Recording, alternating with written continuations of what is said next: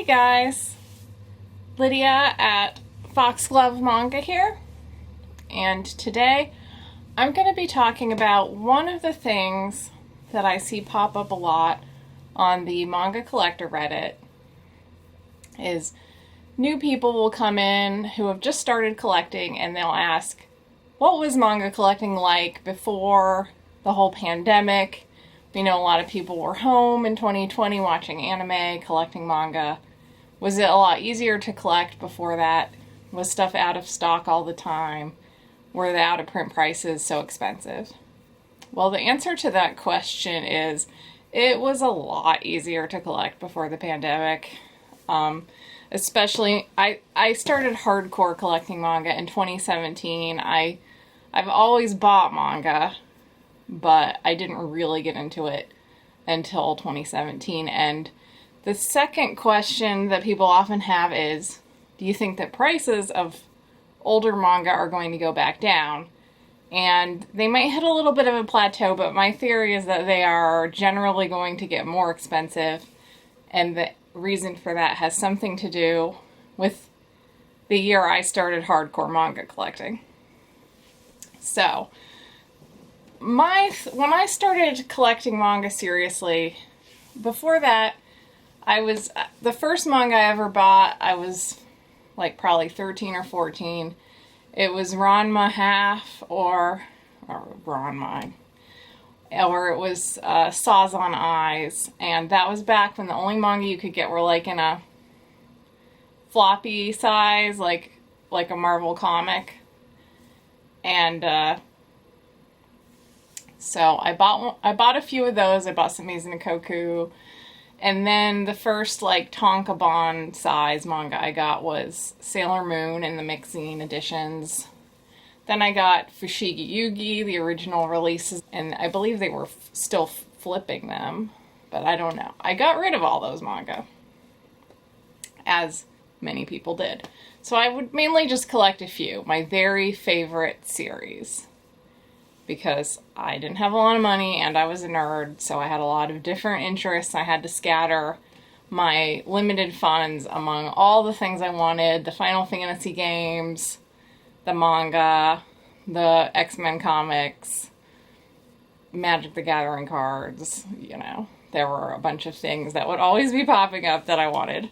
Here's what happens with a lot of collectibles. You're a little kid and you don't have a lot of money, so you just buy the thing that you really want, and that's all you buy. And then you get a little older, you're in college, or you have your first girlfriend or boyfriend, whatever happens, you're working your first jobs. At some point, you or your mom cleaning the house or whatever gets rid of all the manga that you had and all the nerd stuff. You might keep a few things that are particularly precious to you, or you might keep things that you thought had value, like maybe you kept all of your X-Men comics neatly bagged in poly bags because they were known as a collectible, but your manga you trashed, you read it to hell, you got rid of it later thinking, you dumped a box of it off at the used bookstore. So then you get bigger and you make your first money that has a lot of disposable income, and you think about all the manga that you wished you could buy when you were a kid, but you couldn't afford it. You had to focus on that one or two series that you could afford. But now you're older, so you're like, I want this now. But Red River, there's a reason it's so expensive now. It's a long series. It never had an anime. And once I hit adulthood, like I had my first job where like I had extra money, I wanted Red River. And I wanted all those other fancy long, Please Say My Earth, Basara, all the ones that I would see on the shelves and I couldn't afford.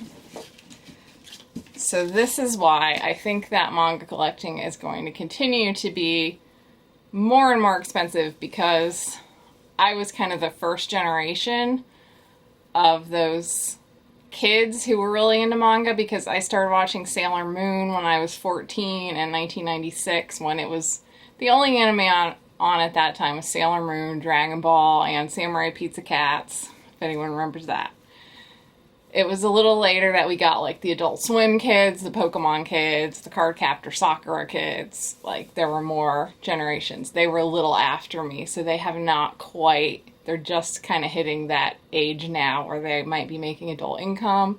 They might have little kids of their own they want to share manga with. And they got rid of their childhood manga and they're like, I want that Fruits Basket set back. So that's what I think is happening with the manga market, only I think that the pandemic really accelerated it because everybody's home just sort of thinking about what hobby they can pursue now. So the sad news is I doubt that it's getting better, and if there's a series that you really love and really want, even if the price makes you freak out a little, I would try to pick the ones that you really, really want and try to focus on them. But the good news is, too, there's like a wealth of manga coming out all the time. Great manga. There's some things I would have killed to have when I was young, like Rose of Versailles, that are now coming out. So if you're young and broke right now, like I was in the 90s and early 2000s, all the 2000s, then, and you can't afford all these out-of-print series, I would still try to look on the bright side that there are so many great series coming out that you can buy and collect now and enjoy, and do not get rid of them. If you're a kid right now collecting manga, like bit by bit, don't ever get rid of it. Don't let your mom or dad or overzealous cleaning grandmother get rid of it either. Okay, so the other part of the question, what was manga collecting like in 2017, 2018, really up until the pandemic, but especially when I really first started getting into collecting, I gotta say, it was a fantastic time for collecting manga. I lived outside of Baltimore and DC. There were a lot of used bookstores around me, and people were just dumping entire collections. I mean, there was this one bookstore in Virginia I would go to that just had like it wasn't even one wall of manga, it was like a whole corridor that wrapped around all just manga. Like they would have like just multiple sets. There was so much out of print stuff that like you could hardly even take it in. I think I spent several $100s there, and then it still was like just a drop in the bucket if I could travel back in time there now. But also Barnes & Noble, they were handing out coupons like crazy. eBay would give away 25% off your entire order coupons all the time in 2018 or so. This was when I was first getting into it, so when I still have all the receipts in my email for this stuff, and when I look at like, I bought most of Red River for $175, and I remember thinking at the time, like, whew, that's kind of pricey. Which now, like, thank goodness that I bought it back then. And there's like a parallel self of me that's jealous of me, so I'm sorry if you're kind of straining to get Red River right now. I really feel your pain.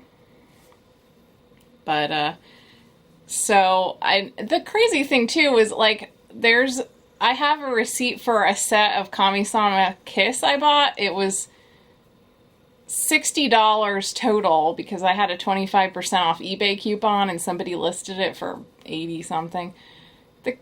The crazy thing is you could still find a deal like that now sometimes, but I remember this sat in my like watch list for like 3 days while I kind of thought about it, which is you would not see that now. If you see that kind of deal on eBay right now, you have to buy it like within 5 minutes. So it is a lot harder now. There's a few series that I never found. There's some series I'm just now hearing about. I'll probably hear about a lot more series from having this channel that I'm going to be like, damn it. I saw that on a shelf once for $2 a volume. But, you know, that's life. Obviously, I have a ton of manga, but when sometimes people will ask me, like, you have a lot of manga, have you read all those? I'm like, well, no, not yet. I do read them a lot. The reason that I bought so many is because I know that collector cycle, and I knew that I was on the early end of the collector cycle, so I'm like, I'm going to take full advantage of my adult money and buy like a stupid amount of manga right now. So that's what I did, and I'm still trying to fill in a few things, and I'll still see some people who actually spent all their extra money on manga throughout the entire history of American manga releases, and I'm like, oh, they still have things that I'll like never find. But that's kind of part of the fun of the hobby to me too, is just, in some ways, the things I'll never have, or the things that I might maybe find one day. There's that thrill of the hunt that I really enjoy, and I always have. I tend to always collect weird things if it's too easy to get. Sometimes I lose interest a little bit.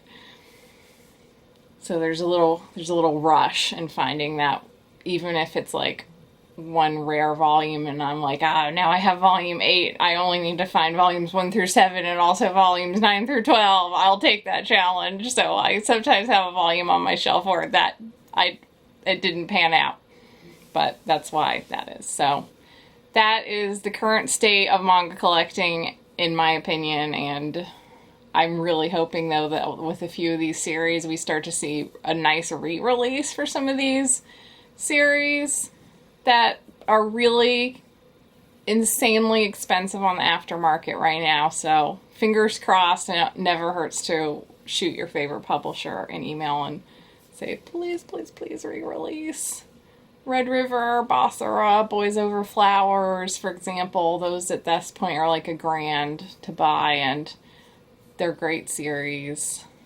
And I think the market has really matured, and I think there'd be more people buying them now. Alright, so that's my thoughts on the out-of-print manga market and the way the manga market has evolved just in the last year or so, particularly. If you want to see more of my manga-related content, just remember to like and subscribe. Thanks so much.